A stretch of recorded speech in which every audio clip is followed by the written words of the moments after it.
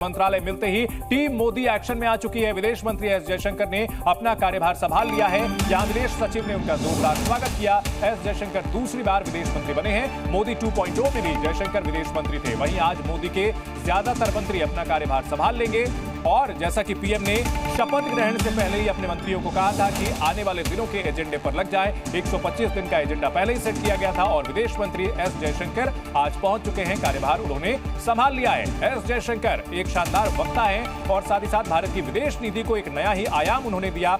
इस दौरान लगातार ये भी चर्चा चल रही थी कि जो सीसीएस कैबिनेट्स हैं, सीसीएस मंत्रालय है, क्या उनमें फेरबदल होगा, लेकिन ऐसा हुआ नहीं। सारे मंत्री जो आला मंत्री हैं वो रिपीट किए गए हैं। एस जयशंकर को भी रिपीट किया गया है। सर्बानंद सोनोवाल भी तैयार हैं, उन्होंने भी। और अश्विनी वैष्णव की तस्वीर, इस वक्त की बड़ी खबर, अश्विनी वैष्णव उन्होंने भी अपना कार्यभार संभाल लिया है। उनकी तस्वीर भी हम आपको दिखा रहे हैं। एक ऐसे नेता जिन्होंने अपने मंत्रालय का पूरी तरह से कायापलट किया है। रेलवे मिनिस्टर के तौर पर उन्होंने वापसी की है और भी 2 अहम मंत्रालय उन्हें दिए गए हैं। आईएनबी मिनिस्ट्री की अतिरिक्त जिम्मेदारी भी उनको मिली है। इस बार जो उनका पोर्टफोलियो है, कहा जाए कि कद उनका बढ़ा है तो यह गलत नहीं होगा। 3 तस्वीरें, सर्बानंद सोनोवाल, अश्विनी वैष्णव और एस जयशंकर, तीनों ने आज कार्यभार संभाल लिया है। तो टीम मोदी 3.0 एक्शन में है और तस्वीरें लगातार सामने आ रही हैं। आज ही खबर आ रही है कि अमित शाह भी गृहमंत्री का प्रभार अपना संभाल सकते हैं और इन सब के बीच जी न्यूज आपको हर अपडेट लगातार दिखाता रहेगा, हर तस्वीर आपको दिखाता रहेगा। अश्विनी वैष्णव क्या संबोधित करने जा रहे हैं,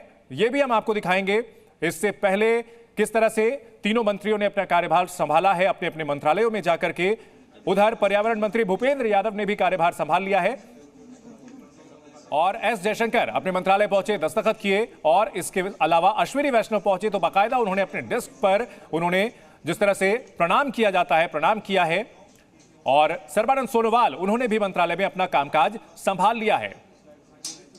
तो परसों शपथ ग्रहण हुआ, कल पीएम मोदी खुद एक्शन में आ गए और इसके बाद उनके सहयोगियों के कार्यभार संभालने का नींव खड़ी करनी है और हमारी नारी शक्ति माँ और बहनों के लिए जो एक एम्पावरमेंट की सरकार रही है 10 वर्षों की, उसी भावना के साथ सेवा करेंगे।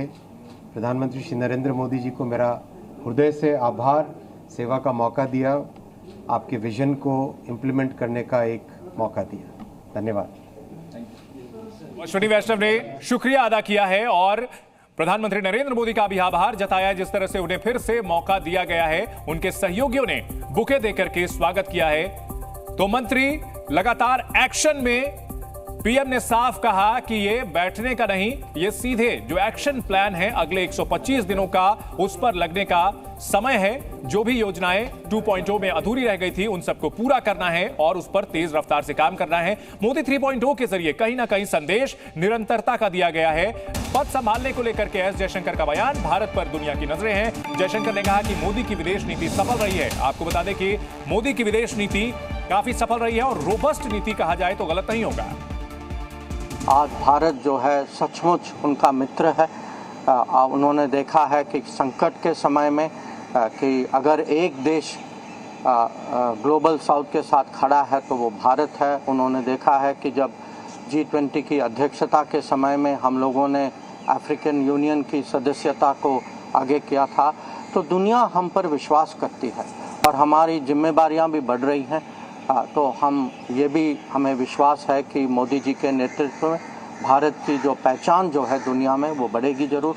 और यूएनएससी का सवाल आपने उठाया, पर उसके अलग अलग और भी पहलू हैं और मुझे पूरा विश्वास है कि उनके नेतृत्व में मोदी 3.0 की विदेश नीति जो है बहुत सफल होगी। जी न्यूज़।